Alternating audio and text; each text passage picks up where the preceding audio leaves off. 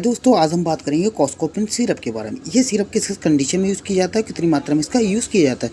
सबसे पहले हम बात कर लेते हैं इसके प्राइस के बारे में। इसका जो प्राइस होता है वो लगभग 70 से 80 रुपये के बीच में आसानी से मिल जाता है। पहले हम बात कर लेते हैं इसके साल्ट के बारे में। इसका जो साल्ट होता है वो noscapine sodium citrate and ammonium chloride होता है, जो कि क्या करता है, बच्चों के कफ को कंट्रोल करता है। ये सिरप 2 साल से 5 साल तक के बच्चों को उसका यूज़ किया जाता है। इस सिरप की जो डोज़ होती है वो आपको ये जो 2.5 ml है, यानी कि जो 2.5 ml होता है, आपको दिन में 2 बार देना है। ओनली 2 साल से 5 साल तक के बच्चे। थैंक यू दोस्तों। अगर मेरी वीडियो आपको अच्छी लगी तो लाइक करना, शेयर करना। जय हिंद, जय भारत।